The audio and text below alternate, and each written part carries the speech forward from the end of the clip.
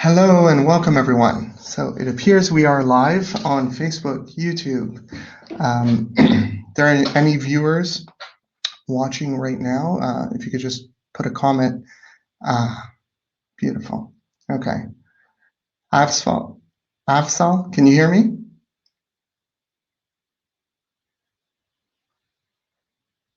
Is my voice coming through? Okay, wonderful.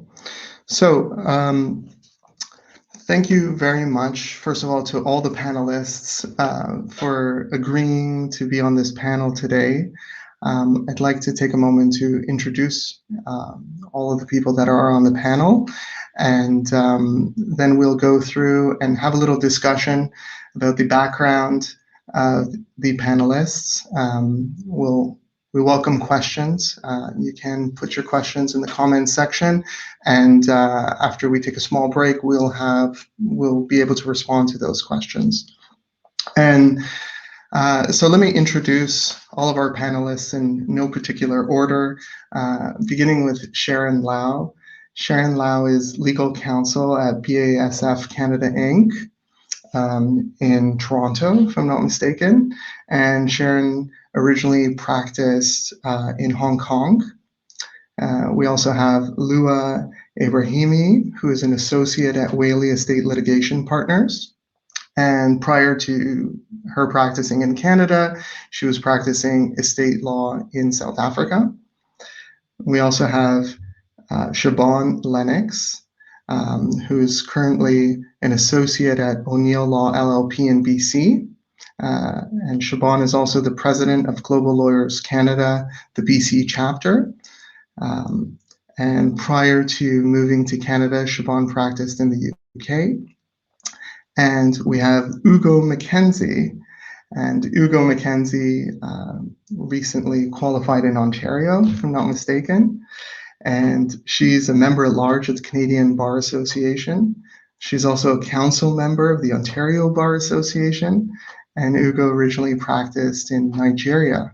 So welcome, everyone. Thank you very much for agreeing to be part of this panel. I'm very excited to be hosting this first panel discussion in a series of 3 panels that we have planned for this month. We have another session planned for November 16th and a third session planned for November 23rd. And we're still looking for some panelists. So if any of you watching are interested in becoming a panelist, please send me an email, Liran at LexPD.ca. That's Liran at LexPD.ca. So if any of you would like to begin, perhaps Sharen, can we begin with you? And maybe Sharen, you can just introduce yourself, tell us, where you started practicing, what areas of law you've been practicing, and what did you do before you came to Canada, and what are you doing now in Canada? Sure. Great to be here. It's lovely to meet everyone on the panel. And just to give everyone an introduction, I was actually born and raised in Toronto, but I schooled in Toronto, Hong Kong, and the UK, and I graduated with an LLB in the UK. I went to the University of Kent there. I started my legal career in Hong Kong after grad, and then I qualified in Hong Kong in 2009. Worked there for 6 years as a litigator at international and independent firms before I returned to Toronto in 2015. I practiced medical malpractice. I worked in medical malpractice claims. I was defending medical professionals and hospitals in Hong Kong. And then upon returning to Toronto, I qualified in Ontario in 2018. I joined BASF Canada as an articling student. In 2017, finished articling, qualified in 2018. And now I practice in corporate and commercial law at BASF Canada. It's a global chemical manufacturer. I'm lead counsel there for business development teams and company affiliates and some business units. And I also take part there as a council member or volunteer for in company-wide diversity and inclusion initiatives.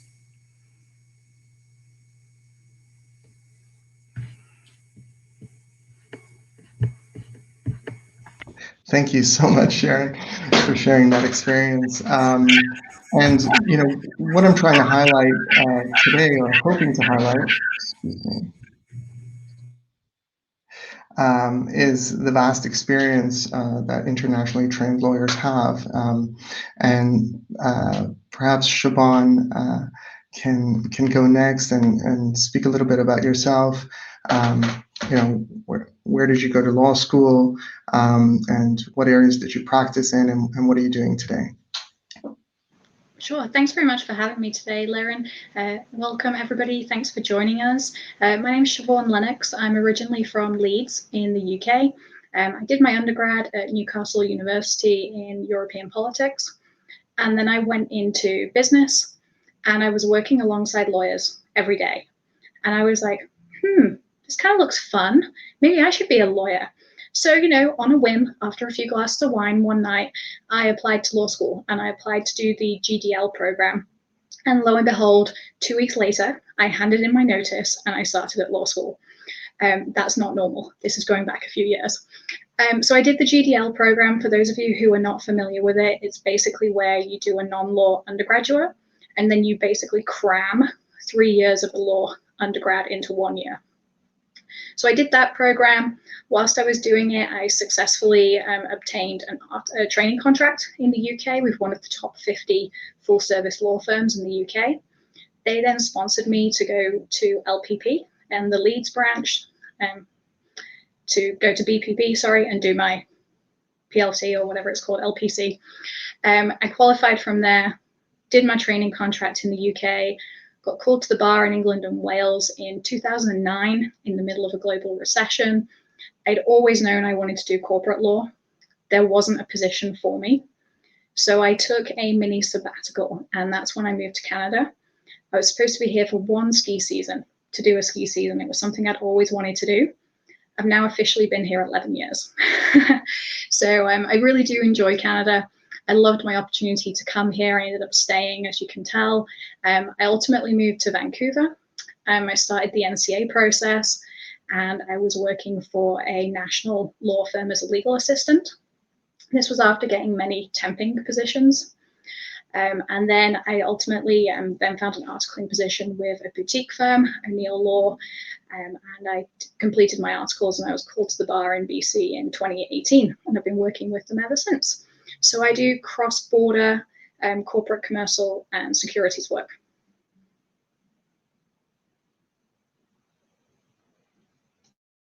Thank you for that. And Siobhan, is the type of work you do today similar to what you were doing in the UK, or is it vastly different? Great question. Actually, it's fairly similar. I was really fortunate with the law firm that I worked with in the UK. I got to do a variety of corporate commercial work. We also did several go publics and listings on various different stock exchanges. So it actually came in really handy that now I work doing that full time. But now I do it typically with emerging markets and startups. Okay, wonderful. And Sharen, did you find some of your experience in practice, in medical malpractice, any of that experience during the BASF? Yeah, definitely. I think that as legal professionals, you know, you really do use your training, even though you practice in a different area of law. You know, when you have to transition, the practice methods, you'll realize when you actually get to apply yourself, isn't that much different. And I do believe that, you really have to use the training that you had before, and just apply yourself with common sense, with integrity. You'll be able to transfer a lot of those skills to the area of work that you're working on right now. So even though I used to practice in medical malpractice, a lot of that experience in civil litigation was brought over because currently in my new role, I actively manage the litigation as well. So, and because I came from a Commonwealth jurisdiction, there really wasn't much difference. Procedures are more or less the same. At least on principle, it's very much the same. And so it's not difficult to navigate, really. Right. Wonderful. Thank you for that. Ugo, would you like to go next? Tell us a little bit about yourself. My name is Ugo Mackenzie. Thank you for having me here, Liran. I basically moved from Nigeria to Canada a couple of years back, 5 years ago, for a Master's of Law. I first arrived at Dalhousie University in Halifax, and once I was done with that, I decided that I wanted to move to Toronto just for other career opportunities, which I did last year. I qualified to, I became a qualified lawyer in Canada, Ontario, last 2 months ago, August. I articled with a firm, OP Law, where we do labor, employment, human rights law, and I was eventually hired back on as an associate. So I do work with them for now. I've enjoyed my practice with them. I do like Canada too, it's very welcoming. The legal profession, on the other hand, is something to be, it's something we have to talk about for sure. And that's all about me. Yeah. Can you tell us some of the work you do with the Ontario Bar Association and the Canadian Bar Association? Because you're very actively involved, and I think that for internationally trained lawyers or people that are coming from abroad, I think it's a great opportunity to get involved. So perhaps you can speak a little bit about that. Yes, I can for sure. So I work with the OB right now, the OBA, and I am a council member. What we do basically is we do a couple of research. So we have different committees, and we have the policy committee, we have the diversity committee. As a matter of fact, I just got appointed to the diversity committee, and it's just basically what we do is we look at the profession and see where diversity is an issue. We bring it back to the OBA, and we try as much as possible to send out educative and educational materials to other lawyers, basically saying, talking about why diversity is important and why there should be a diverse team in a law firm. I do strongly advise that as an internationally trained lawyer. At least for myself, it was very helpful to join the OBA and the CBA. I was able to network and connect with people. When I moved to Canada, I had no friends and I had no family. I knew no one. And then I also moved again to Toronto, where I had no friends and no family. What I basically did was join the OBA, which allowed me to meet which allowed me to connect with colleagues and make new friends, and basically gave me the opportunity to network and to run in the OBA elections. So I would say overall my experience in Toronto as a legal professional has been through the OBA. So it is quite advisable that you join the OBA or the CBA and try to be as active as you can. It would also help you when you begin to look for articles. Thanks for that. Thank you. Lua, welcome, and thank you for joining us. First of all, thank you, Liran, for putting this session together, and for all the listeners who are tuning in to listen to us and our experiences, our international experience and the experience of relicensing in Canada. When people tell me, oh, where are you from? Tell us your story, how you got to Canada. I always tell them I consider myself to be a citizen of the world. The reason being is I was born and raised in Saudi Arabia, but I have Persian, Middle Eastern, and African blood in me.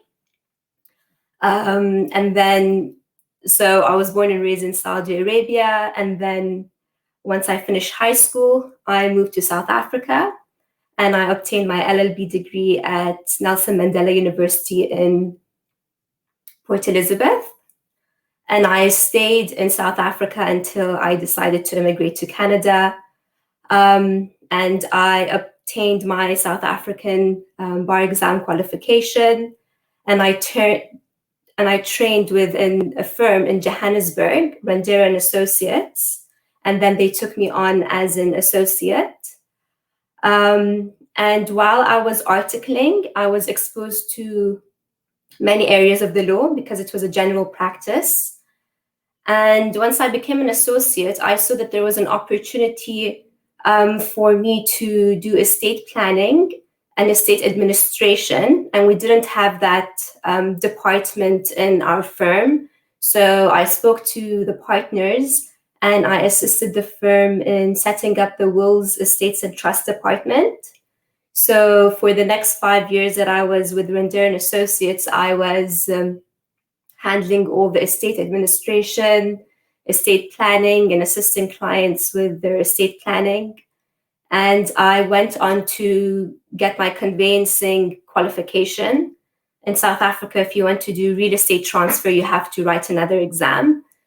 So I did that. And the reason why I did that is because I wanted to give the clients the full service package. So I would administer the estate, do the transfer, so we didn't have to outsource the work. And then I decided to immigrate to Canada, and I landed in Canada January 2018.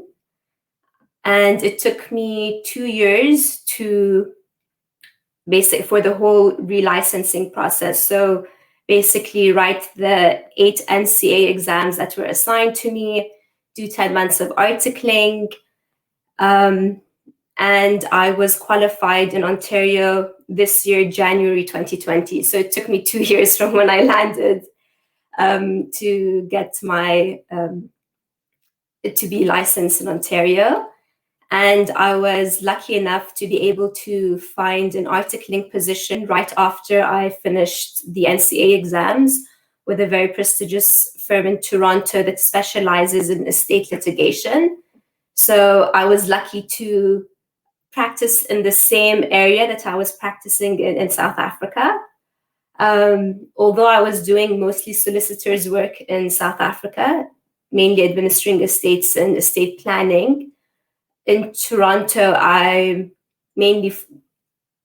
practice only does estate litigation. So I'm mainly doing barrister's work. So it's been interesting. It's been challenging. It's been a whole new learning experience, and I'm enjoying every minute of it. Wow, that sounds very, very cool, your story. How did you get the idea to start or to go to your employer and say, hey, we need to start up this new area of practice?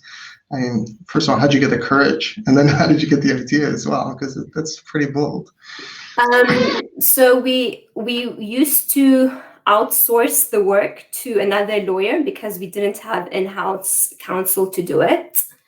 And that lawyer moved away. So we lost all the estate planning work that we had.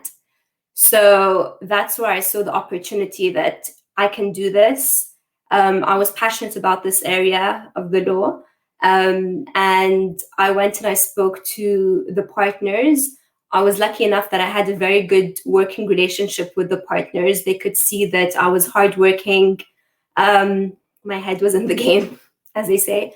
And they listened to my idea. They really liked it. It was good for me. It was good for them.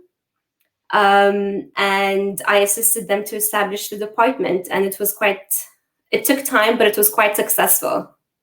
Yeah, that's incredible. It's incredible. It's bold. It's great.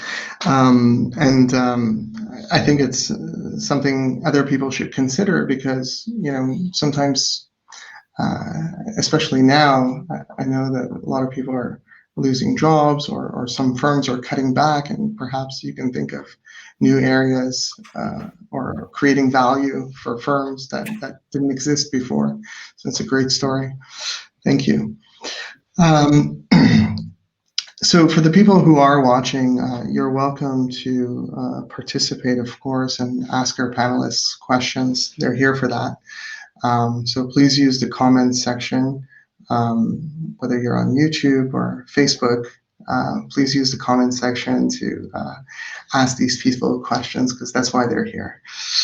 I'd like to, while we wait for questions to pour in, because I think they're going to pour in, I'd like to move to another area of discussion, and that is perhaps this perception people have of internationally trained lawyers.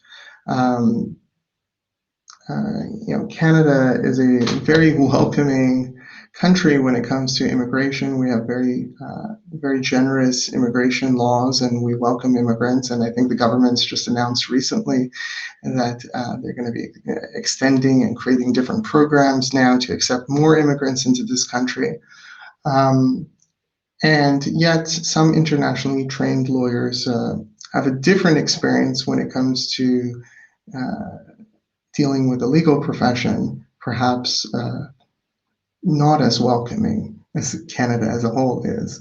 So my question to the panel is, have any of you experienced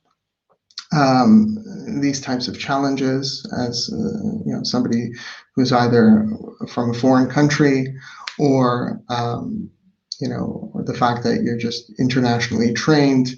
Have you experienced this before, or perhaps do you have other colleagues that might be internationally trained?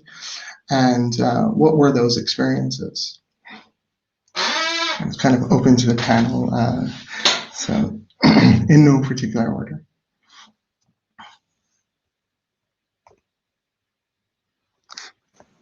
I can kick this off if you'd like. Siobhan. I know Siobhan's had a lot of discussions with different ITLs, just from her work with Global Lawyers of Canada. So I'm sure you have a lot to contribute, please. Sure. So, it is challenging, but there are, like with any industry that you work in, and with any people that you come into contact with, there are some people who are going to be supportive, and there are some people who are not going to be as supportive and maybe make your life a lot more difficult. And that is the reality.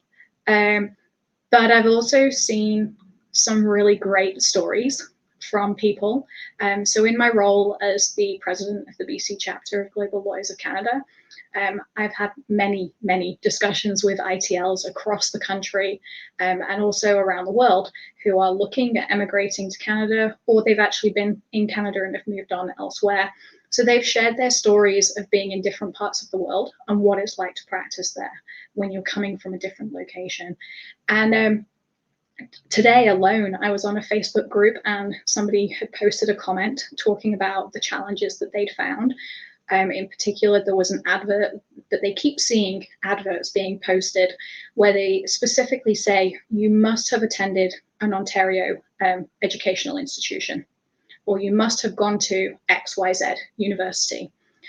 And they said, this is like another hurdle of barrier to entry into the legal profession, on top of there being far more applicants than there are actual positions available at the moment, with an economy that is in limbo right now, as much of the world is.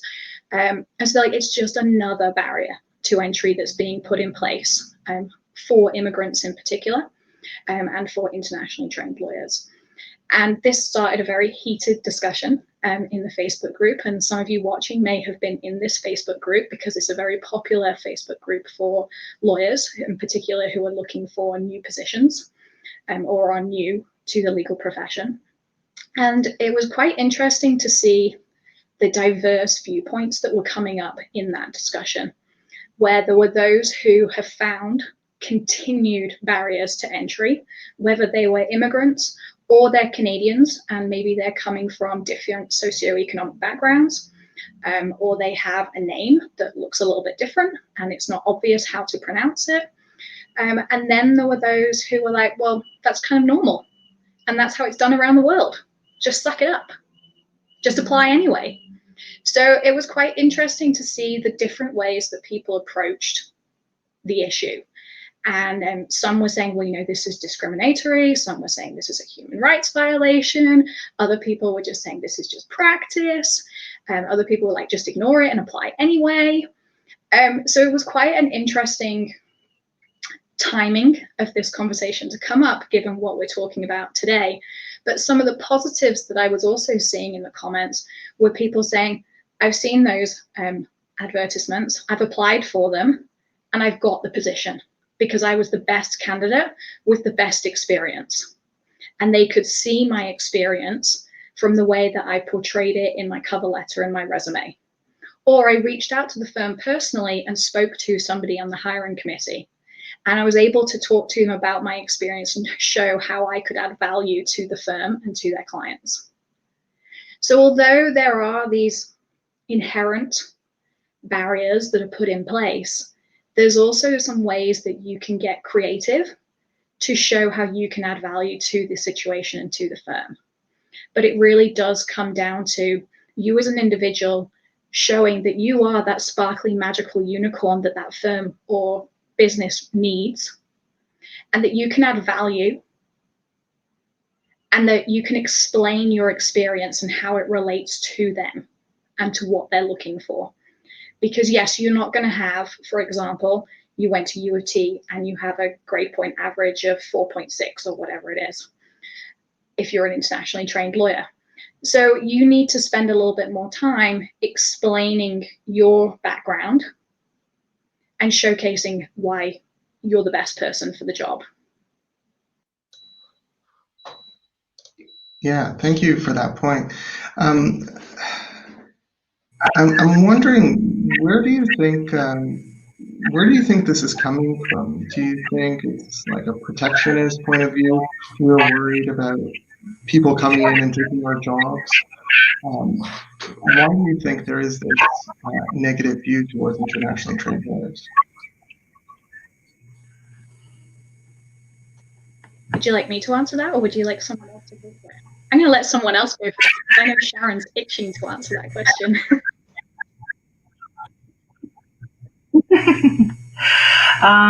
Well, I definitely do think that there is, in my view, it would be, a measure of discrimination against internationally qualified lawyers in the legal profession in Canada. And it really may be that, there is a protection, right?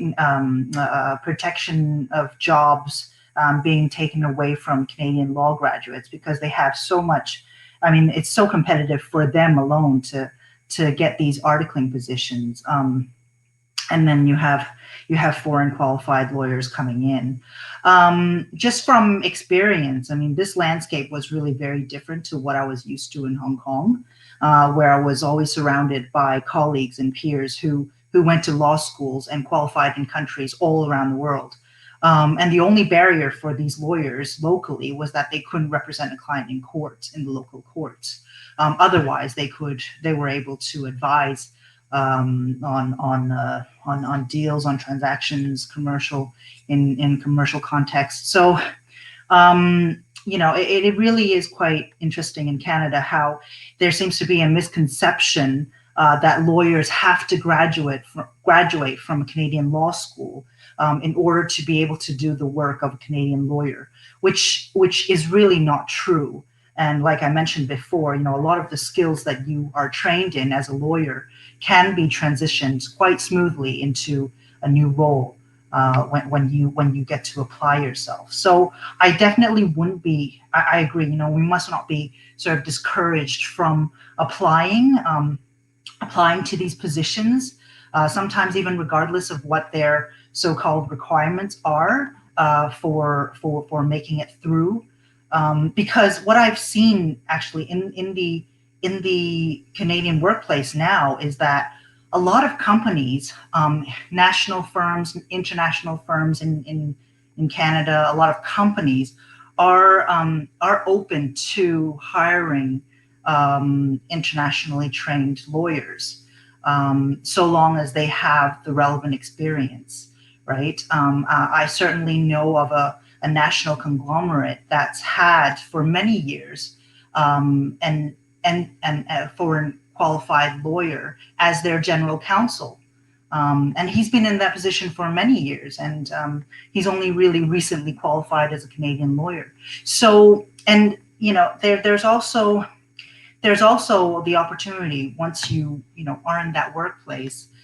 Say, for example, I do a lot of D&I work in our company, and whenever there is an opportunity, we do have to voice that concern that NCA students have, or that those experiences that NCA students have, so that there is an awareness of this kind of negative experience that NCA students are having, and hopefully it'll open up the doors for more foreign trained lawyers. But it's unfortunately is a barrier, but I really don't think that we should be discouraged by it, because I think that there are enough NCA students out there who are working as Canadian lawyers, who haven't been able to prove themselves in the workplace to be able to contribute as a Canadian lawyer, and to be able to get the job done. So definitely don't be discouraged.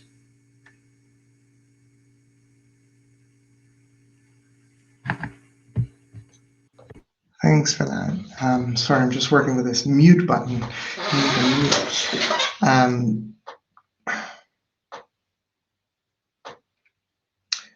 Perhaps we've got some questions here on the side that have come through, and maybe it's a good time that we can tackle some of these questions. Catherine asked a specific question to Lua. She says, what kind of work do outsourced lawyers do? It seems novel, and she was just curious about it. Because I think you mentioned that in the firm you worked at, they were outsourcing a lot of the estate work. So this is back in South Africa, where we would, when I say outsource the work, as in we had a lawyer who had her own firm, and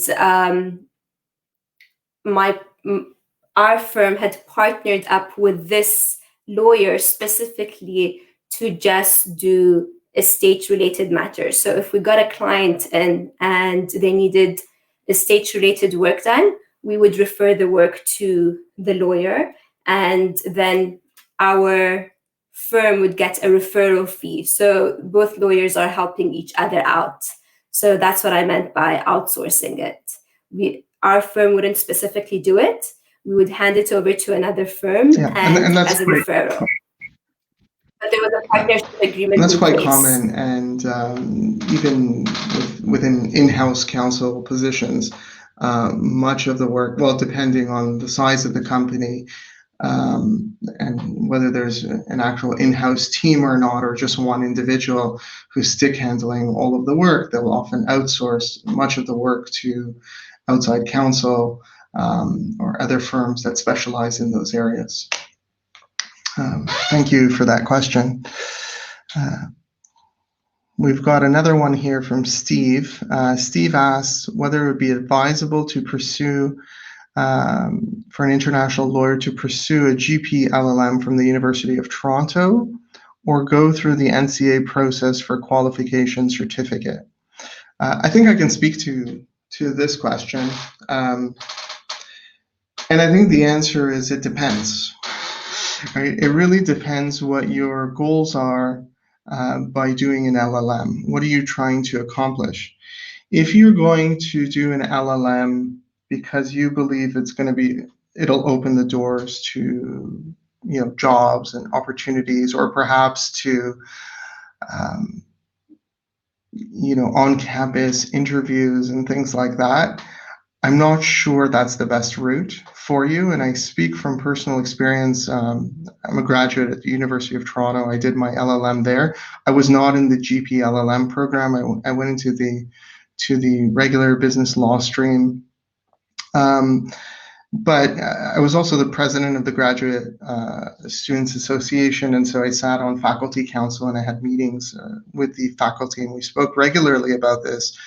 And one of the things I fought for was for LLM students who are not necessarily internationally trained, they were just LLM students, to have access to the on-campus interviews. They would not allow us to do so. And I know that that's the same in other universities as well. In other law schools, the JD students are the little, the golden egg, and they've got to put all their resources to making sure that the number of JD graduates have articling positions.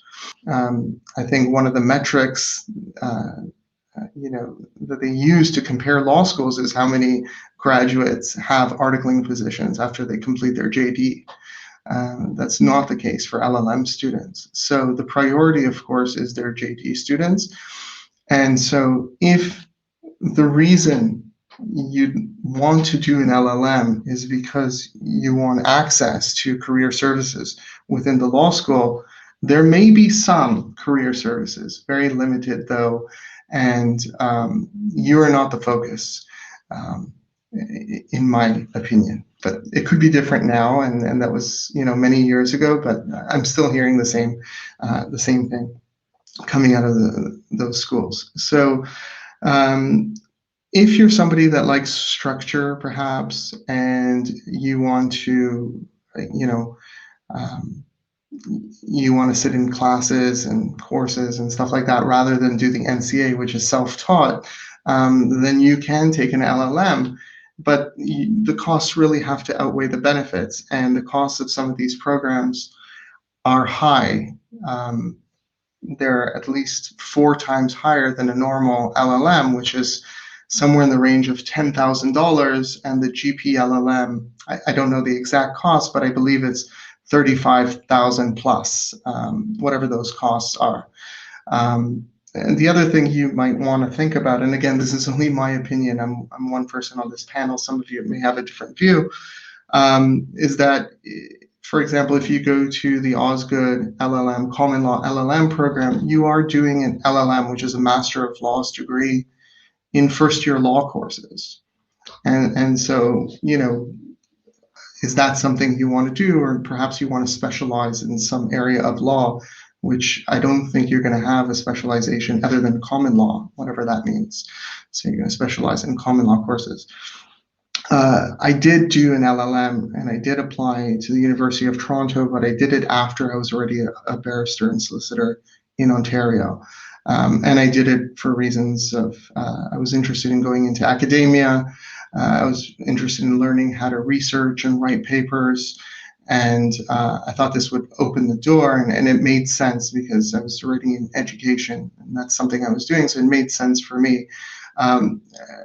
At U of T, at least for their LLM program, I'm not talking about the GP LLM right now, which is the global professional program, just the LLM. It is seen as a stepping stone into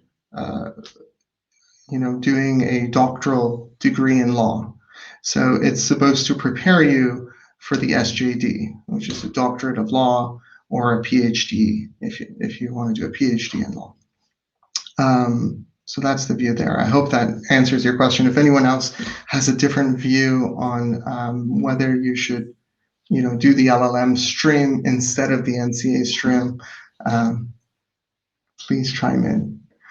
Yeah, Siobhan.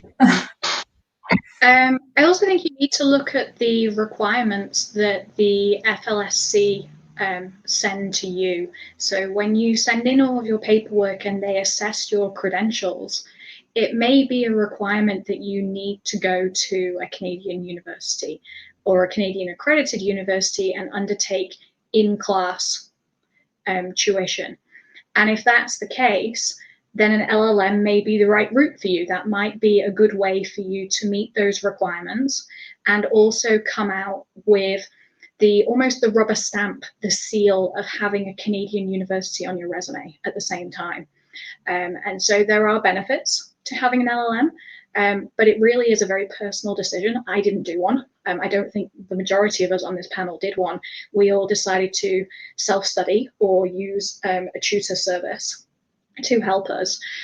So I think it really does come down to your individual circumstances with time, with money, and your requirements.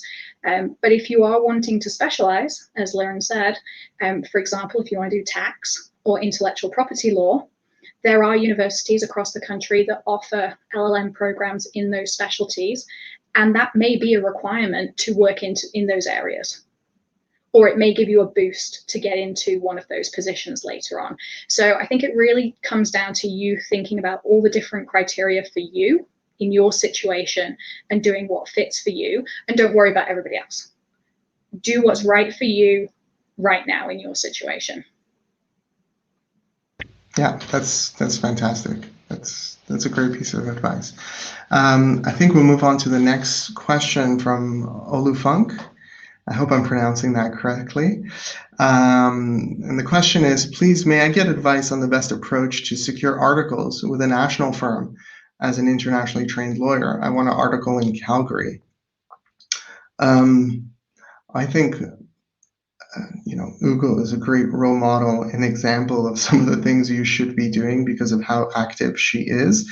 Siobhan as well. You guys are super active in networking in the community. So I think this is just a general question on networking, perhaps. And Ugo's touched on some of the things, but do you guys have any other advice? Yeah, Ugo. Yeah, I'm gonna say network as much as you can. Again, join the OBA. As an internationally trained lawyer, you can join the OBA for free for at least a year. So you get to meet other colleagues, and these are people who are in firms already and in positions to give you employment. And if they cannot give you employment, then they can connect you with your friends and other colleagues as well. One thing I found that has worked for me, I know a lot of people are not big on cold calling firms. I am not too, but I'm very big on email calling firms, like cold email firms. Basically, send a message to law firms and just say who you are, attach your cover letter, your resume, and basically explain your qualifications as much as you can, and just ask for and just ask them if they have time to meet with you for tea or coffee, even if they have nothing to offer you employment-wise at the moment. It's always good to connect in that way, because then you get your name out there. Another thing to do is to connect with people on LinkedIn.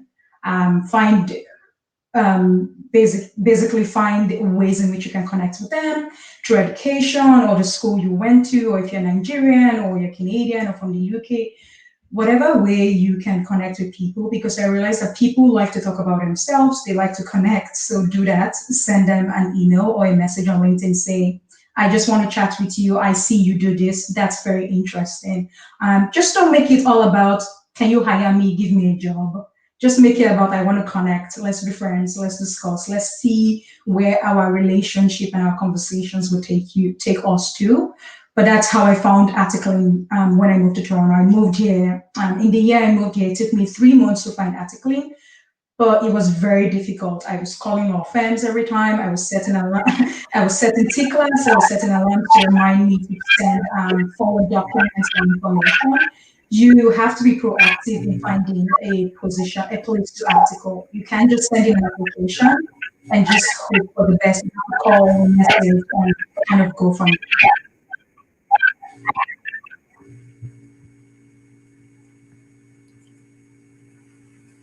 Just wanted to chime in as well on that point. I don't know what the rest of the panel feels about this, but please let us know.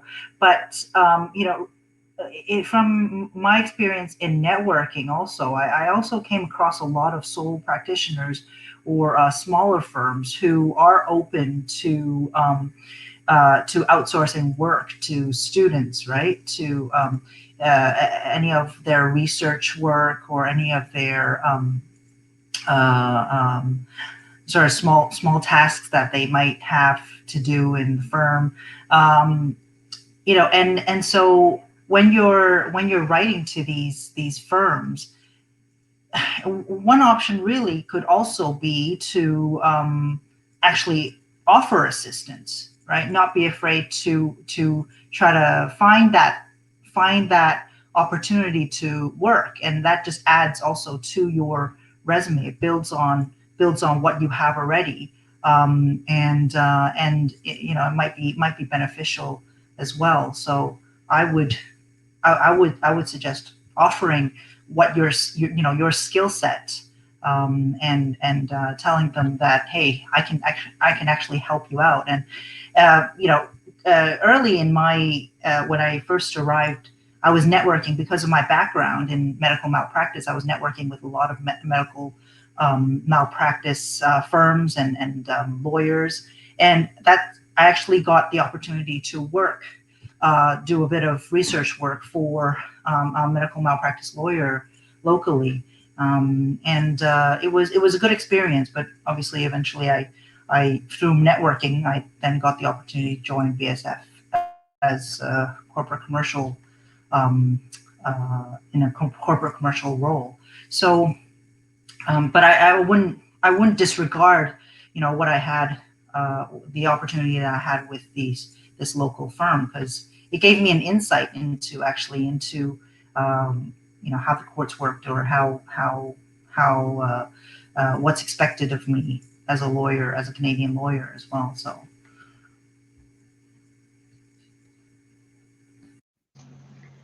I would also add that if you're specifically looking at national firms, you're looking at the larger firms if you're looking at national ones.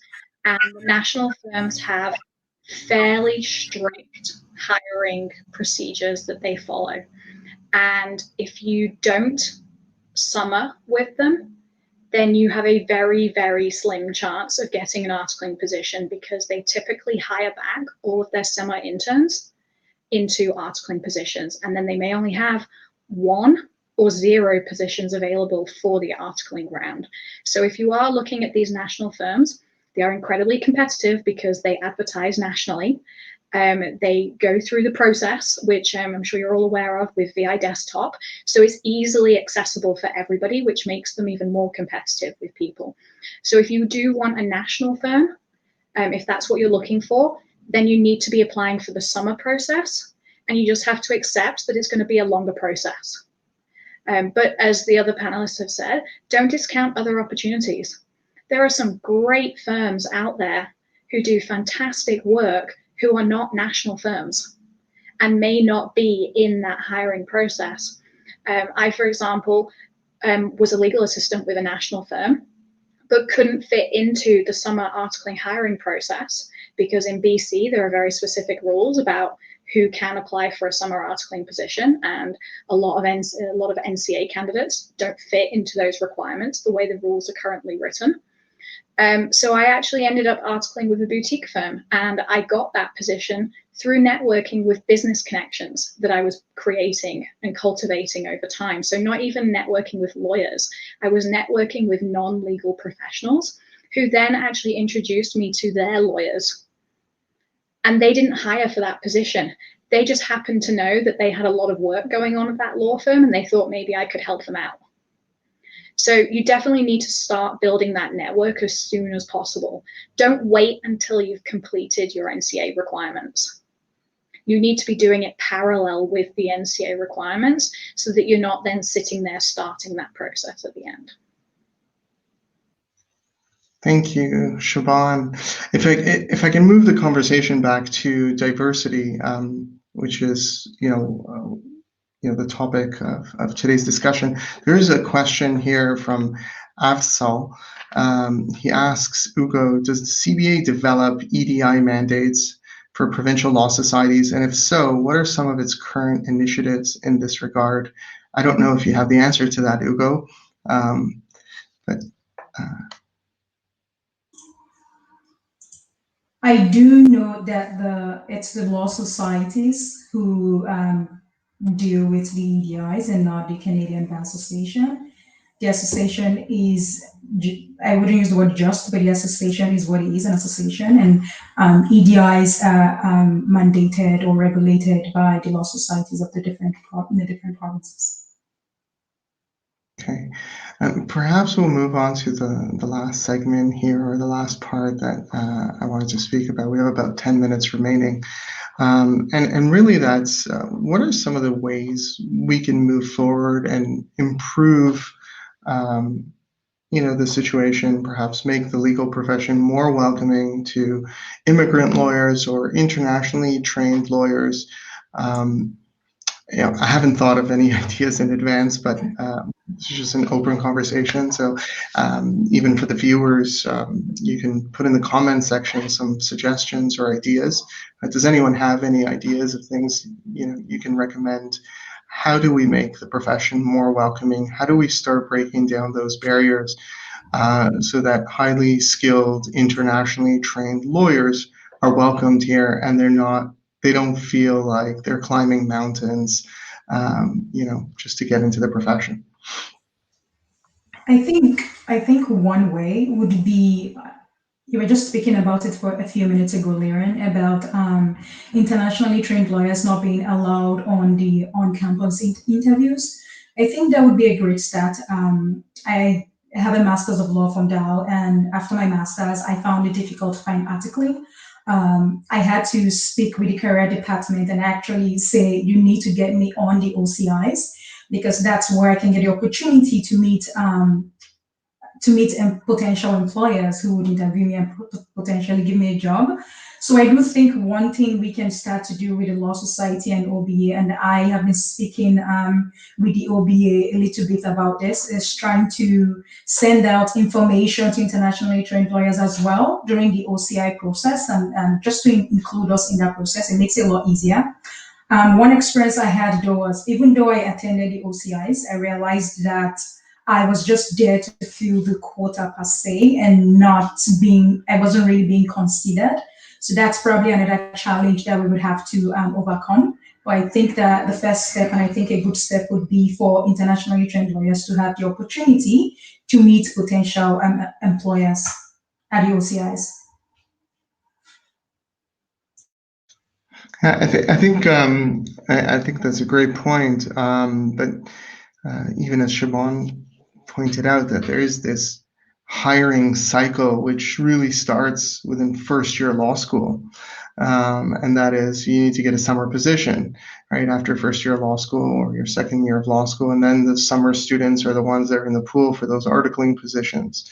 And once you're out of that cycle, it makes it challenging. But I hear your point, and perhaps law schools could do more as well, at least those that are offering LLM programs, because those LLM programs do have internationally trained candidates, and they should be including internationally trained lawyers. Now, I know that there are some organizations, maybe Siobhan has some information, there are some NCA organizations that work on bringing on-campus interviews to internationally trained lawyers.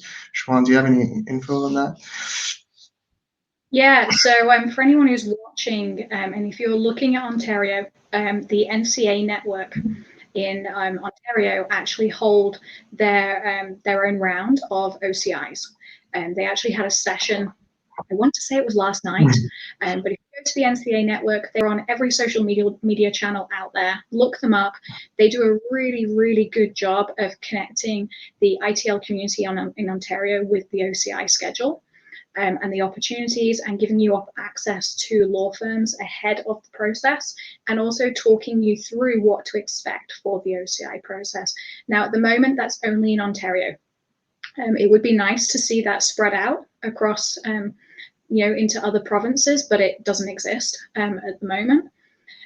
But the other way is to tap into various different organizations. So Ugo did a really good job of highlighting the OBA. But obviously, if you're not in Ontario, you can't join the OBA in the same way with the Trial Lawyers Association in Toronto. But there are similar organizations in every single province and territory. So depending on where you're looking at, make sure you get in contact with those organizations and see what opportunities they have going. And so, for example, the CBA has the Young Lawyers section.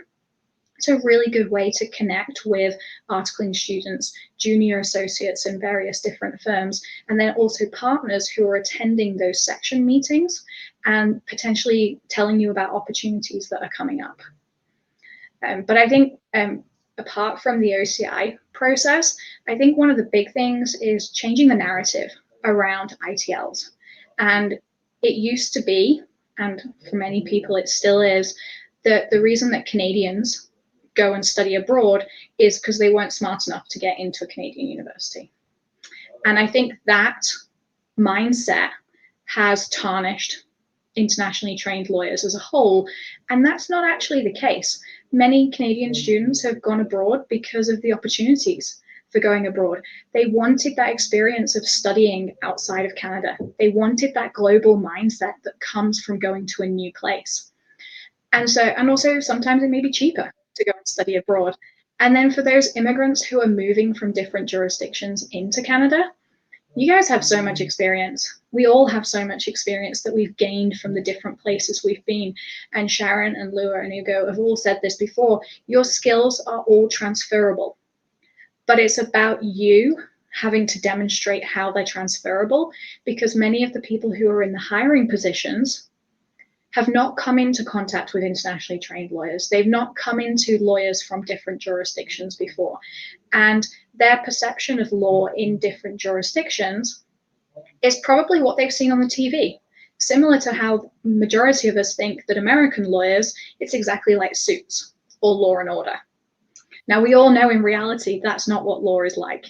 You know, very few of us work in Pearson Spector Lit and wear designer suits.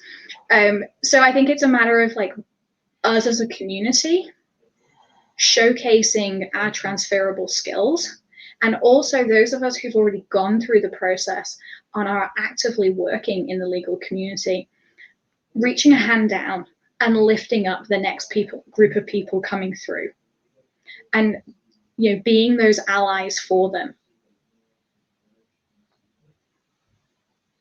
I think that's a wonderful point. If you're in a position where you can help other internationally trained lawyers, use that to your advantage. And perhaps that goes back to Ugo's point about networking, using LinkedIn to find connections with other internationally trained lawyers. So if you come from Nigeria, try and find a lawyer who's originally from Nigeria and is already working in a firm. They may be more open to assisting you, and try and find those types of connections that could help break through the glass ceiling, if you will. Any other opinions?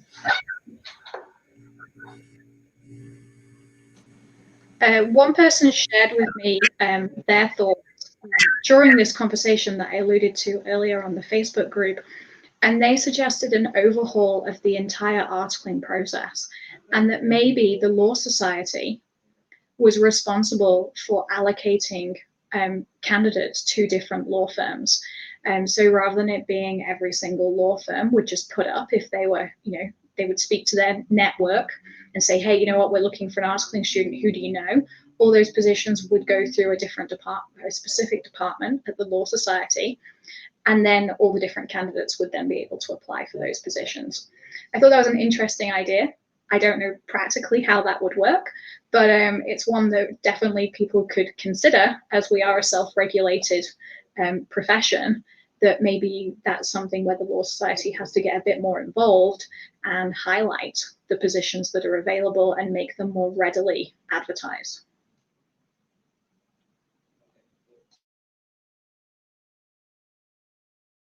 Well, we've got one more question on the topic here. From Daniel Libman, he says, do you think eliminating articling would help level the playing field so that there is no barrier to becoming a lawyer other than the bar exam? Also, and unrelated, how should small firms advertise to look for internationally trained lawyers or those with more life experience, so we aren't just getting traditional law school applicants? let's break that down into two questions.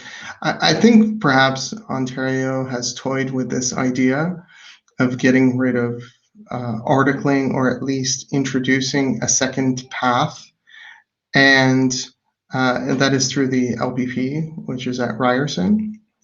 Ultimately, the Law Society decided to get rid of that program, and there was a lot of backlash, and they've extended its life for a few more years. I don't know whether this project will continue, but I think that some of the statistics that were released in the there was a report written by the Law Society, and I don't remember the name of the report, but the statistics seem to be, at least anecdotally from what I know as well, from people talking to me, is that a lot of internationally trained lawyers are ending up in the LPP program and not in the articling stream, and as well as the bottom, percentage of Canadian law grads who don't get articles, whether it's 10 to 15% of those grads that are not getting articles are going into the LPP program. And the fear was that it's creating a two-tier system in getting licensed. And so perhaps having two different streams, and I know that's not exactly your question. Your question is, let's just get rid of articling altogether, and I assume that we'd be getting rid of the LPP as well. Perhaps that is a way. I really don't think it's good to have a two-tier system personally, because I think it's created a two-tier system. And I think we see a difference between people in the LPP program and the articling program. And I think the LPP program is fantastic, by the way. I've heard so many great things about it. Perhaps making the LPP mandatory for everyone would be a good thing, and just get rid of articles altogether. But it's different in every single province, and it's up to the province to decide. So I don't know whether every single province suffers the same articling shortage that Ontario and BC does. I'm not sure. Anyone else have thoughts on this? Siobhan, yeah. I don't know about everybody else, but a key component of practicing in any jurisdiction is the experiential part. And I think if you look around the world, bar exams are different, and they've been implemented differently in different places, but the majority of places mandate an experiential part. And if you speak to most articling students, they find that they learn the most through the experiential part, the articling part, rather than just sitting a bar exam. So I don't know if it could be just scrapped, but maybe if it took a different format, or maybe if part of the law school requirement involved an equivalent experiential element, then they may be able to do away with the articling process, but that would require an overhaul of the entire legal education system as it currently stands, which doesn't mean it shouldn't be done just because it's a complete change, but it would require a big trickle-down effect through it. I know that in Alberta and Saskatchewan and a few other provinces, they've implemented what's called CPLED, and CPLED has a variety of courses that you take, and they're practicum based as well, and you do that alongside your articling process, so that then everybody, the idea is that by the end of the articling process, you're all on even field. So maybe that would get away from the fact that you just spend your whole time articling, making coffee and photocopying. Yeah. Thank you very much. Thank you, everyone, for taking the time to post your questions, for watching. If you are joining us for CPD credit, please make sure that you've filled out the registration form that was posted in the link, so that we do have your names. We hope you join us again on November 16th and November 23rd. Any lawyers out there that are watching or interested in taking part in a similar type of panel, where we discuss the value of diversity, we discuss different solutions that we can come up with, please do email us. You can email our office at info@lexpd.ca. Again, that's info@lexpd.ca. Thank you, Siobhan, Lua, Sharen, Ugo. Thank you so much for joining the panel, and I hope that you will perhaps join some future panels as well. And I hope to host more of these sessions. Thank you, everyone. Thank you.